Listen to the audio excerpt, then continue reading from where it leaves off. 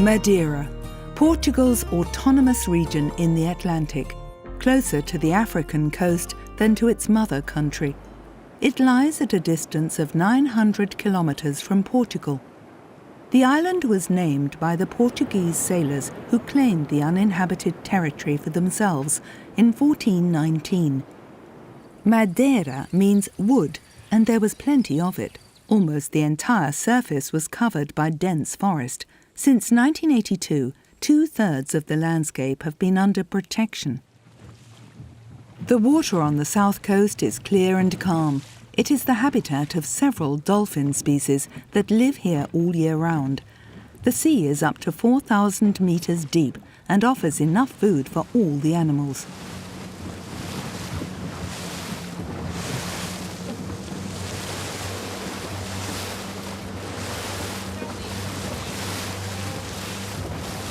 Elena Arrayol has been watching the dolphins for a long time. We're watching rough-toothed dolphins, a species that is not very common in the waters of our archipelago. But when they do appear, they behave exactly like they do here, very social, very curious.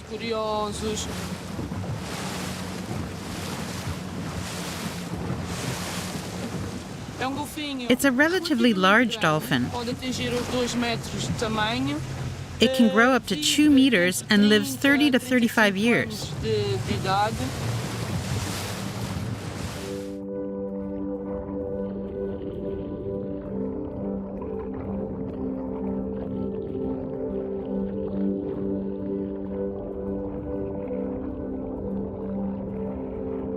Rough-toothed dolphins are sociable and often travel in groups of 10 to 20.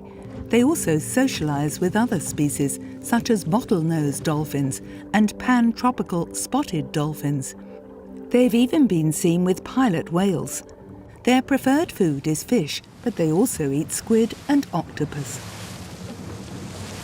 Since I was a child, even when I was very small, I've had this connection to the sea. It's in my blood. It's a real passion. Every day feels like the first time. Every day I discover something new.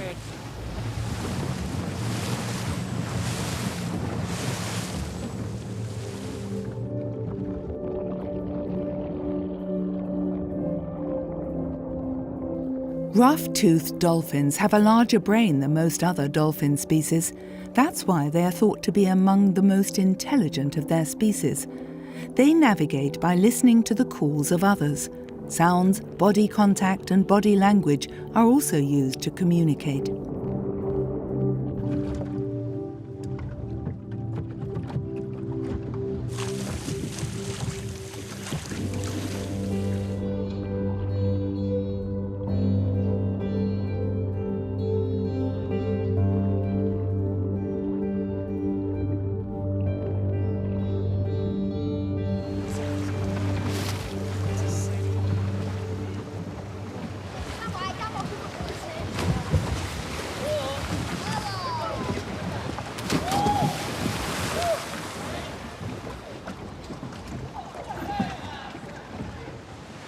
The Fort de São Tiago in the capital Funchal was meant to protect the city from raids.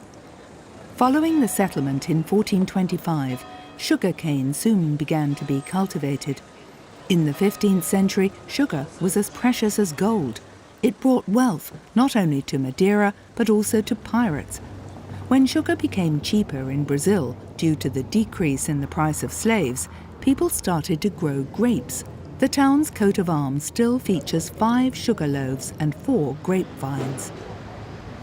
Funchal's central markets are held indoors. 6 days a week, you can find fruit, vegetables, flowers and fish here.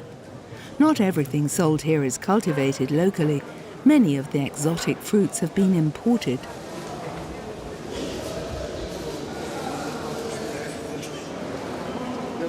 Most of the fish are caught off the coast of Madeira. In recent years, fishing has been in decline.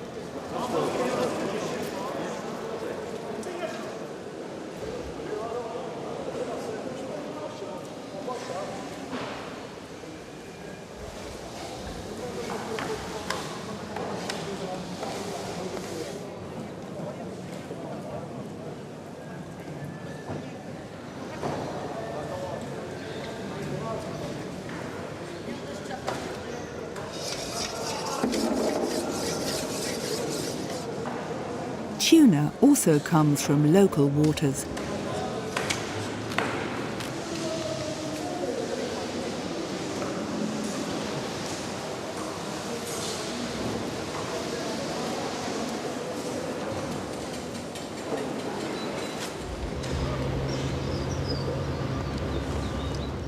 A cable car connects the old town with the suburb of Monte, which lies 560 meters above sea level. The 3,200-meter journey takes 20 minutes.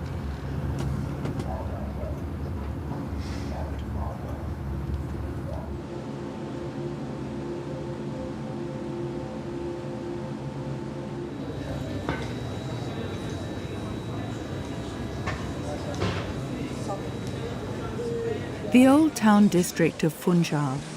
This is where Fatima Spinola lives. She's an artist who returned to Madeira after studying in Lisbon.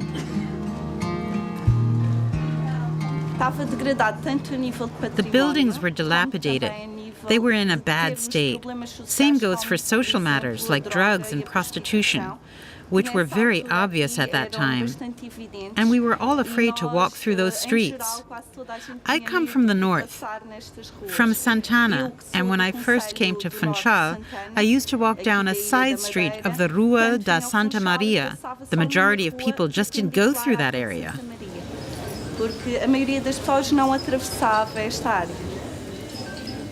In 2011, an art project brought about a change. The city supported an initiative by local artists called Art de Portas Abertas, the art of open doors.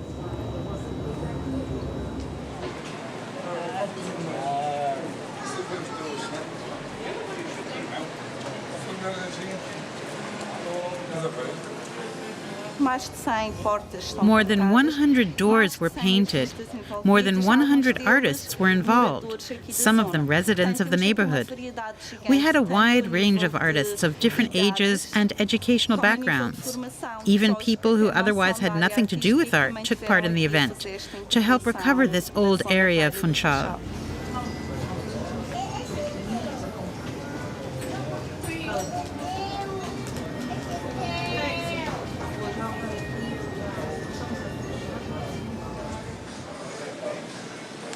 Fatima also painted one of the doors, a self-portrait of her and her boyfriend at the time.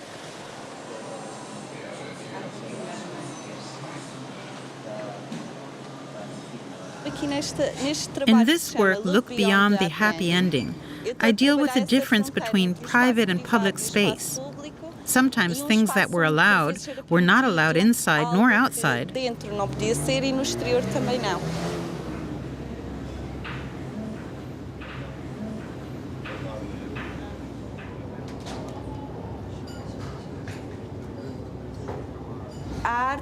Art has completely transformed this area. Many buildings were bought up and renovated and now serve a different purpose. The social problems were gradually displaced to other areas. We now know art can help with change, and today tourists and locals can walk along here in a much more relaxed way.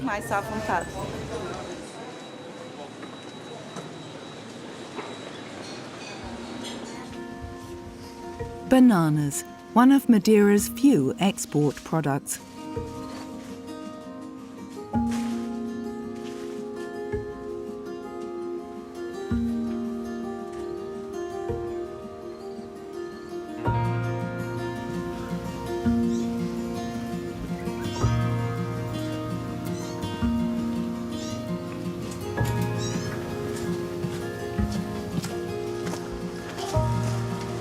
Bananas need 6 to 8 months to ripen.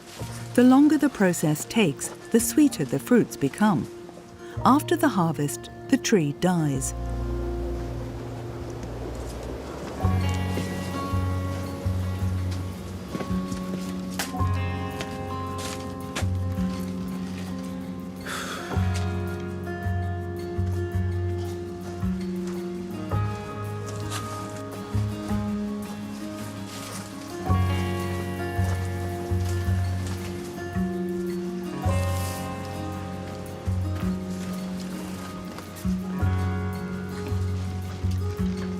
The workers have to carry 35 to 40 kilograms to the truck.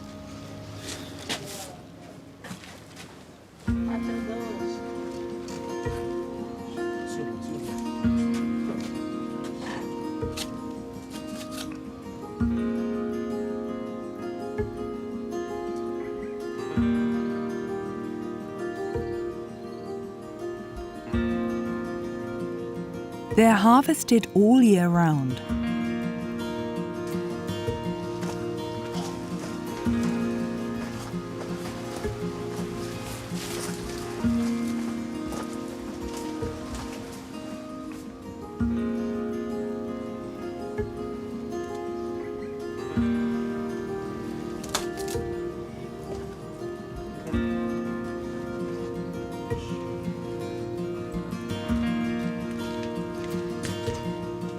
Even when they're still green, bananas are very sensitive to pressure.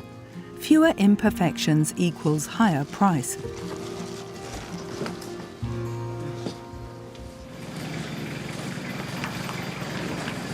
They're taken to a collection point, the first stage on their way to being sold.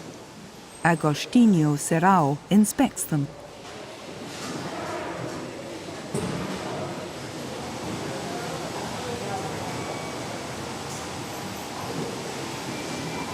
GESPA is the company that is still in charge of bananas. The main task is first to collect or receive the banana harvest from the producer, then comes the further processing.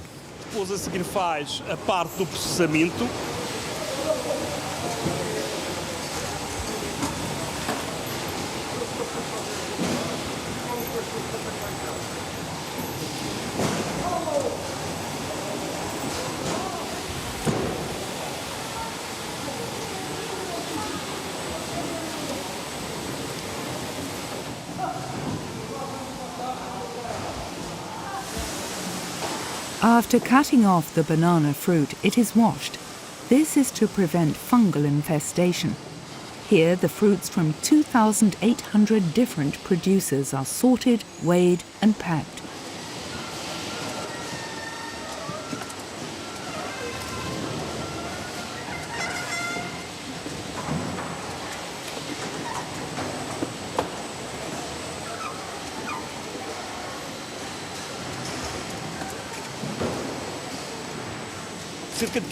About 15% of the production stays in the region and 85% goes to mainland Portugal. A small part of the 85% also reaches Spain or Morocco.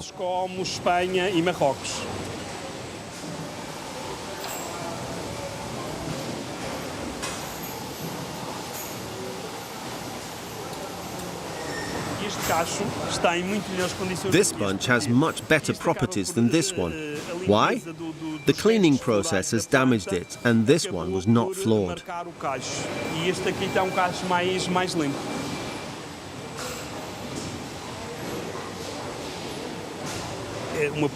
The flesh is very tender, very sweet, nutritious, and has an incomparable taste. I eat bananas every day, every day.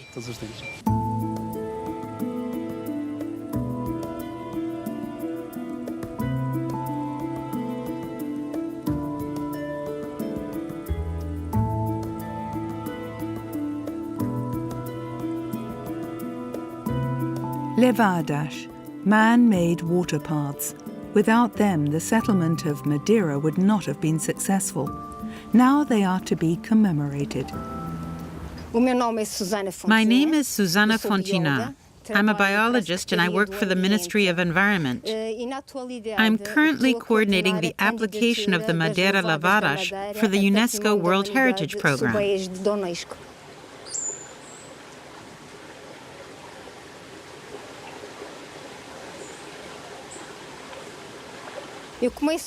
First of all, I would like to point out how impressive it is that an island like ours in the Atlantic Ocean, which is only 742 square kilometers in size, has more than 3,100 kilometers of levadas. The island was discovered in 1419-1420. It's believed that it was already necessary to construct these paths in the first quarter of the 15th century.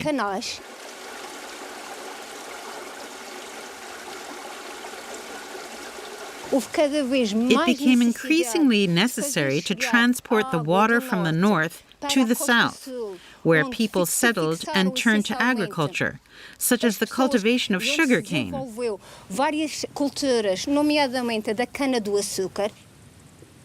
People settled in the south because it was warmer and rained less there.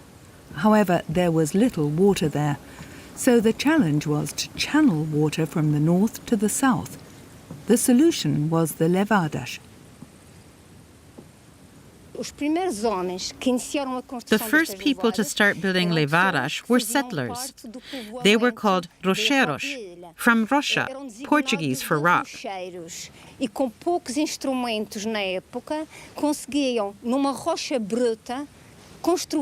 With the tools of their time, they managed to cut water paths into large rocks in places that are absolutely inaccessible to us. This was crucial for today's wealth of levadas.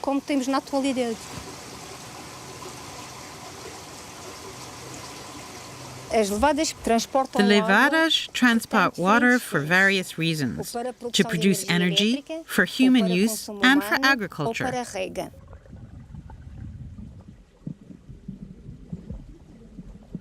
The network of levadas can be seen as a circular system.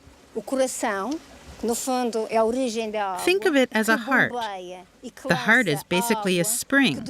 It pumps the water through the arteries.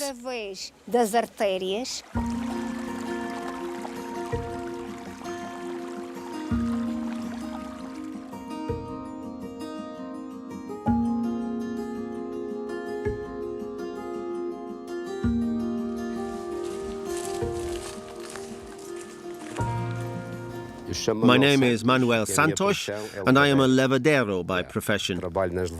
I work at the levadas, directing the water to customers who need it, and that's how I spend my day, at the levadas. That is my job. The basin collects water during the night.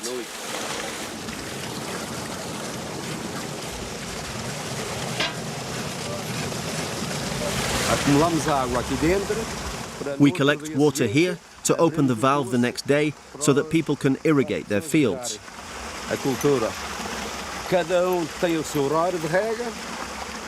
Everyone has their own water times. Everyone gets the water from their own tap. From there on, the customer is responsible for their water.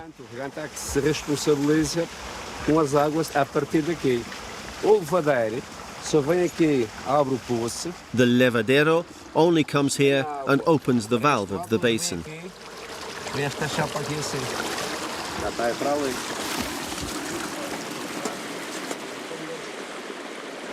When water is needed on this side, they come here and put a sheet here like this. It's already flowing in this direction. Customers do it, not me. I just open the basin valve. The customer then diverts the water here. They do the same down there. And so everyone manages their own water. Irrigation starts in May, and so the summer starts by giving water to the customers so that they can irrigate their fields. In summer there are beans, maize, yams, bananas, and all these things that need to be watered. Every 10 days they need water. E essas coisinhas assim que é preciso regar, de 10 em 10 dias tem que levar água.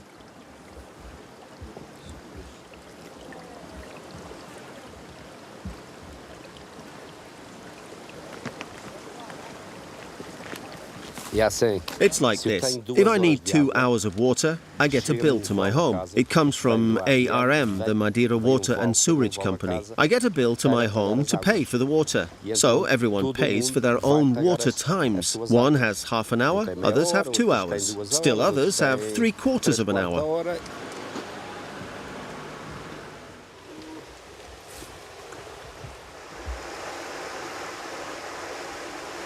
I use this tool here. You use it to remove the dirt.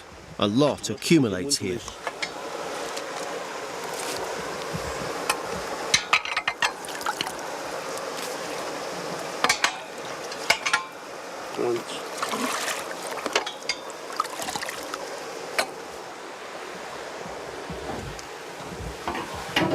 With water, it works like this.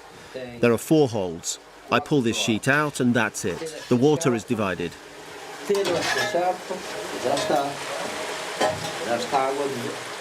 If I don't want it to flow here, I block it off and open the other side so that this inflow is closed.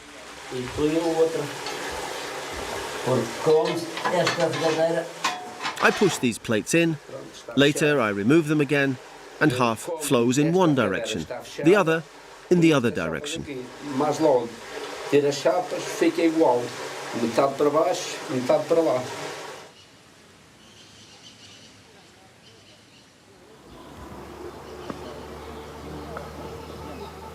The worst is when it doesn't rain, when there is a water shortage and people lose their crops.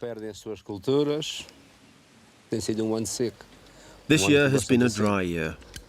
Everyone is waiting for rain, but the rain doesn't come.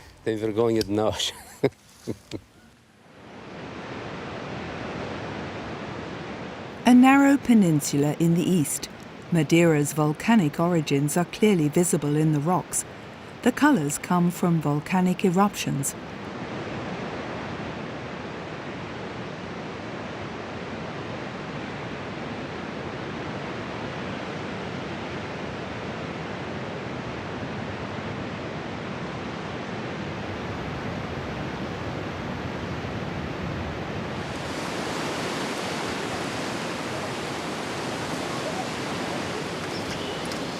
Traces of volcanic activity can also be found here in the north.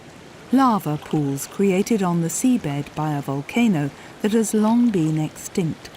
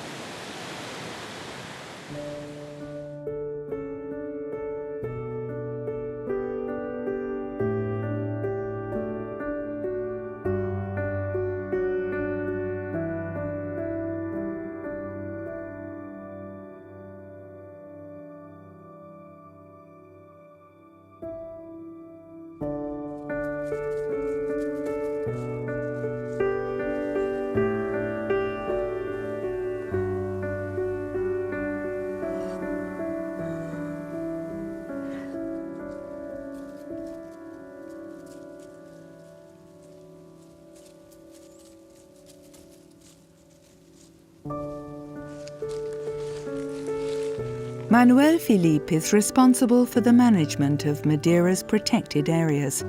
He's accompanied by Alexandre Andrade, who grew up here. We are in the middle of the Lauri Silva forest, the laurel forest. In the past, 20 million years ago, it covered the whole of Europe. Madeira has the largest and best preserved area of laurel forest in the world.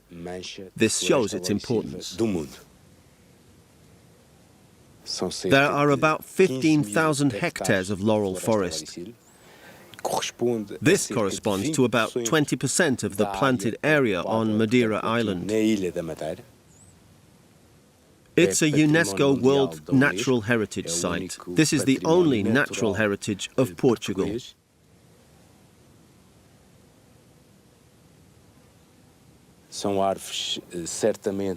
It is centuries old. Some of them show signs of possibly being 1,000 years old. These are unique trees.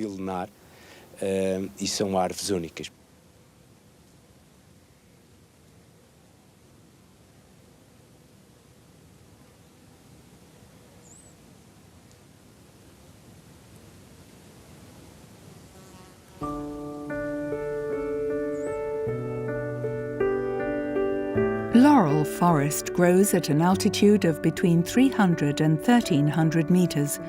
Various species grow in it, such as laurel of Madeira, canary laurel, tree heather, stinkwood, and ferns.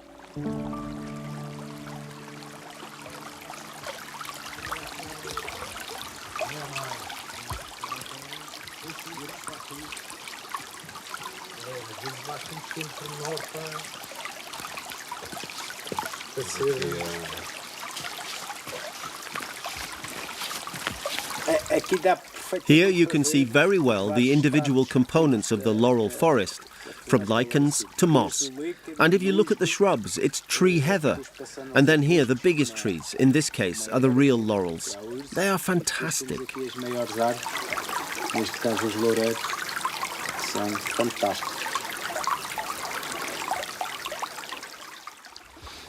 Here you can see the dense forest well. Then we have the Madeira blueberry here, which has a very characteristic fruit. This is also a typical species of the laurel forest, the laurustin tree.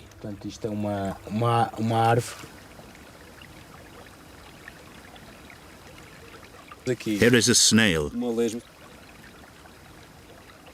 Normally it shrinks, but if you tickle it, it extends itself.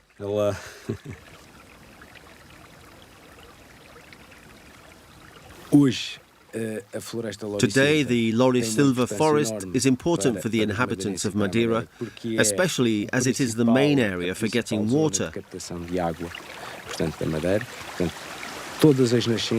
All the springs that supply the entire population, sustain all the agriculture, originate in the Laurisilva forest.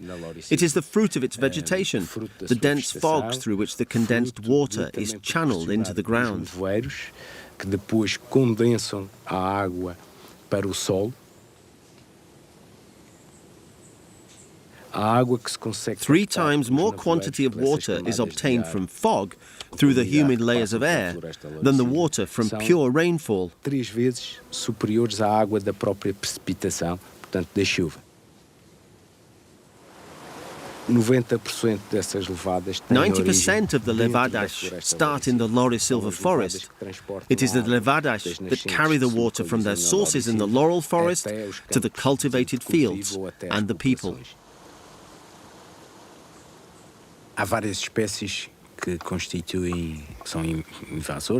There are several invasive species that pose a threat. One is the banana passion fruit. The banana passion fruit is a bindweed. It could cover all the larger trees in the Laurisilva forest, even causing them to die.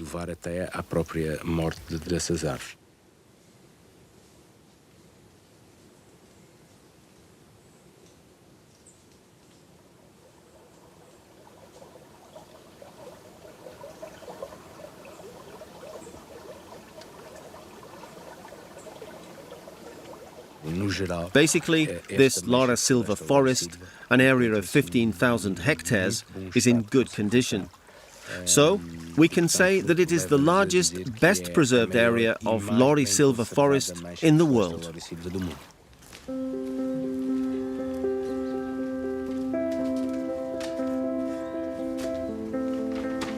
Anna Lemos and Luisa Santos are friends.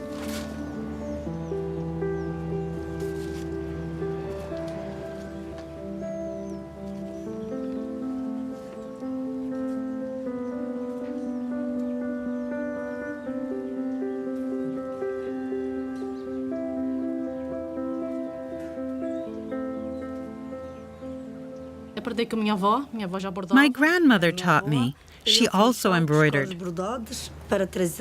My grandmother went to Funchal to get the embroidery orders and bring them to us. Her daughters all embroidered too, and so did my mother.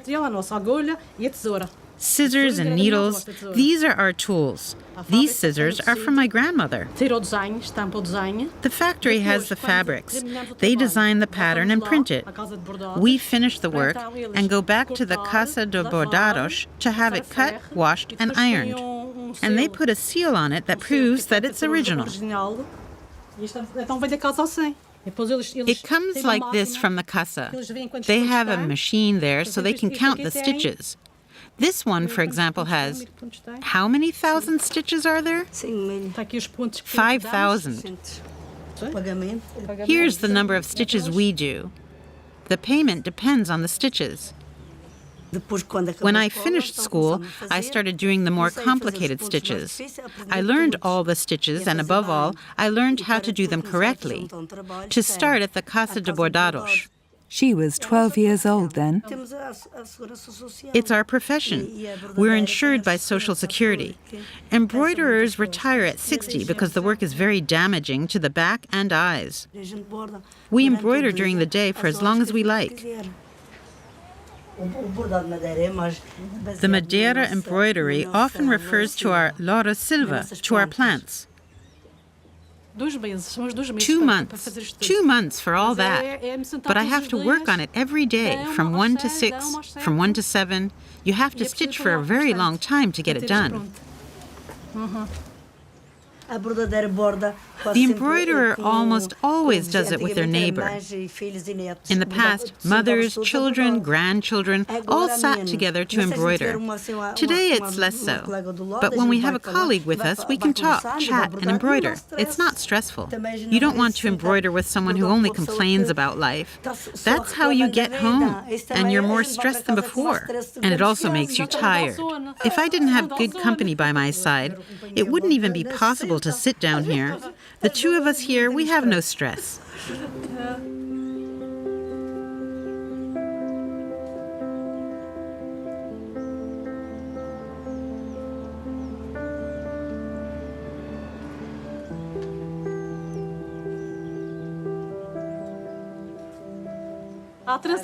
Three years ago, we were in Venice, both of us.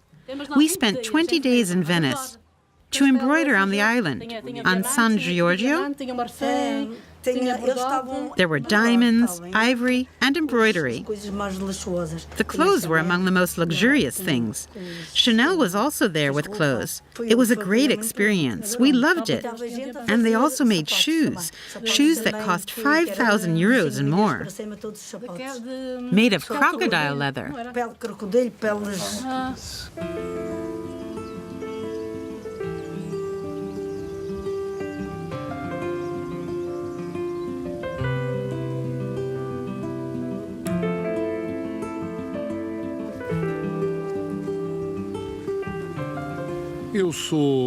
I am Raimund Quintal, and I am a researcher at the Centre for Geological Studies at the University of Lisbon. Beyond my research, I have been an environmentalist for years, active in ecological groups.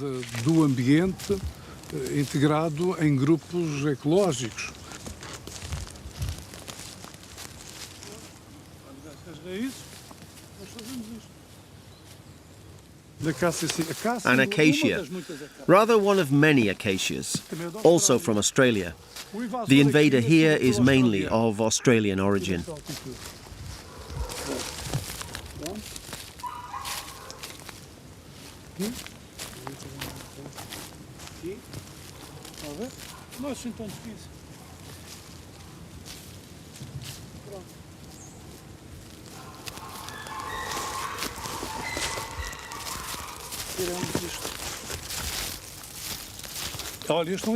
This is a eucalyptus grown from seed.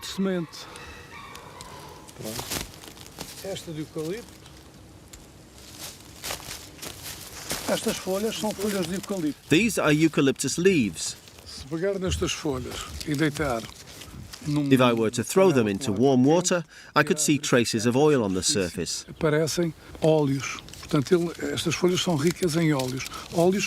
These leaves contain a lot of oil. Oil is highly flammable. If the ground is covered with these leaves, and there are many, then a fire spreads very quickly.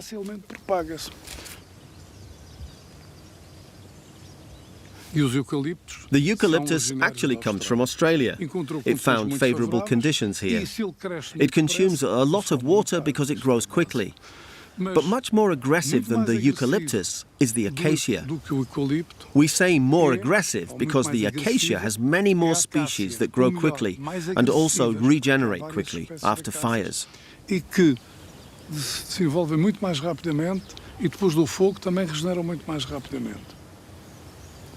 The 9-hectare property was passed on to Raimundo and his group in 2019.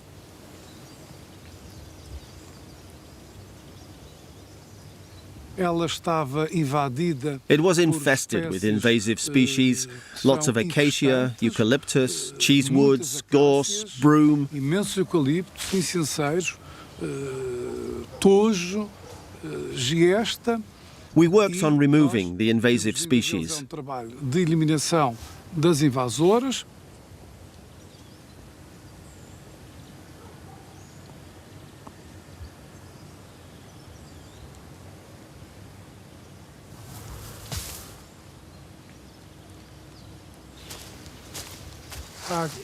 What we want is a good balance between exotic and native species.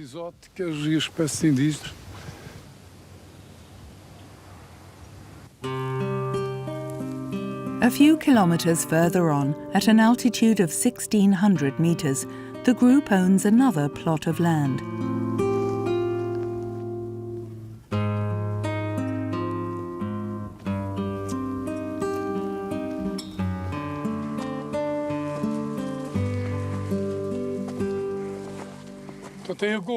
Everything burnt down here in 2010. More than 90% of the plants burnt down. In 2016, there were further devastating fires from which the landscape has not recovered. This is a fire tree. It already has ripe fruit. We pick these fruits. They have seeds. We then plant the seeds to increase biodiversity. E depois vamos espalhando para aumentar a biodiversidade.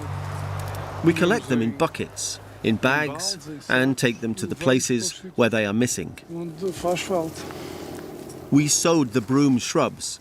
It was the seeds that we collected from other places where the fire had not raged and brought them here. We are recultivating. The project was first called Oasis in the Desert of a Mountain. After the fire, we renamed it. Now it is called Risen from the Ashes. And that is exactly what we are doing, helping nature to rise from the ashes. Even if it doesn't rain, the water is absorbed by fog, and so the small plants are watered by drops. Our work, therefore, contributes to biodiversity.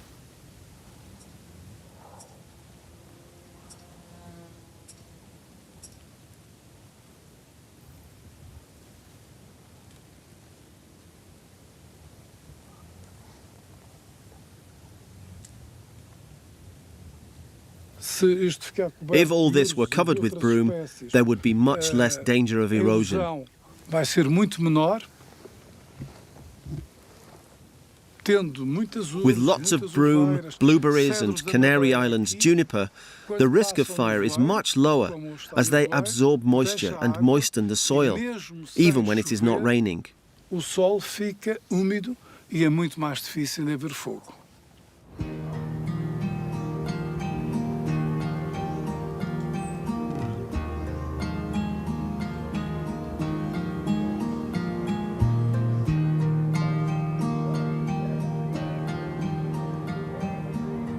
High above the centre of Funchal lives and works the botanist Patrick Garton. He comes from a family of orchid growers and has made a profession out of his profound knowledge and passion.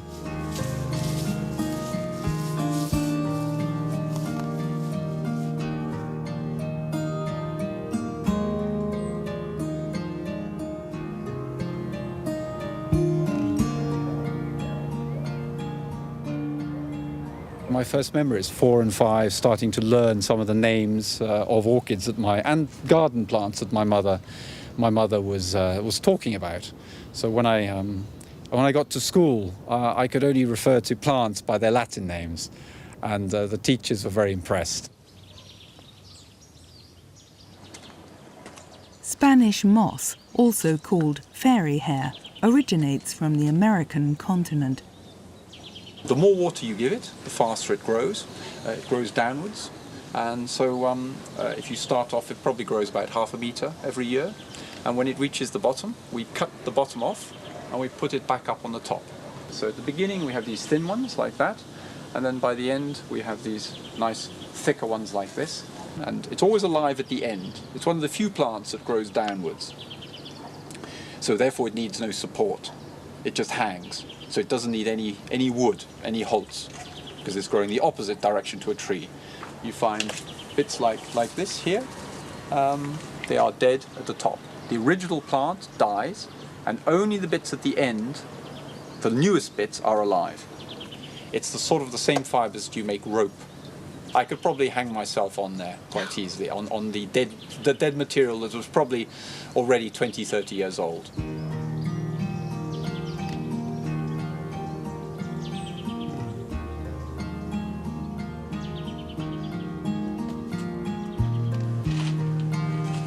The family business is not only dedicated to growing, but also to the conservation of orchids threatened with extinction.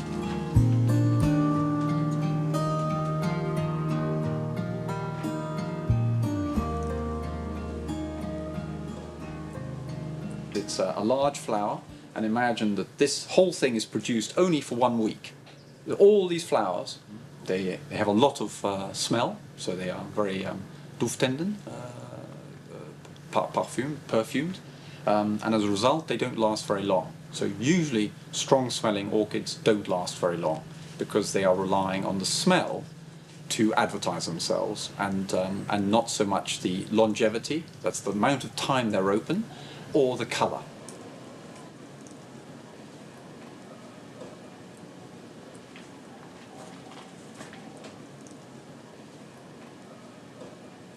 This is a species of dendrobium, and dendrobiums are notorious for producing kikis, or babies, little tiny little uplegger. Okay, so they produce little things. The roots are already being produced. The roots tend to go to where the humidity is, because where the humidity is usually where they want to be. It's usually where, and a lot of them actually go. They sense that where the humidity is, that's going to be where the trunk of the tree is. So the roots are all going towards the original trunk. They're all facing this way, dendrobiums, as a result, if you're growing them in the home, they'll tend to, if you let them establish for 1 year, you must let roots go over the surface, the Oberfläche, is it Oberfläche? The surface of your substrate, your pot, must not bury those roots. A lot of people start to bury those roots, or when they go outside the pot, they want to cut them off or bring them back in. You must allow the roots to do what they want, because they are doing the right thing. And if you bury them, you can kill your plant. The principal function is to hold on. If they cannot hold on, then they fall to the forest floor, where it's dark and they cannot survive. So things must get to the light, they must climb up to the top. For that, you must have a good root system that allows you to hang on to your host. Roots can be, in some cases, meters away from a plant, and that's why they'll go outside the Tupfen. They'll go outside the pot, and they'll explore your room, or they'll explore the air around it, because really there's no limit to where they will go.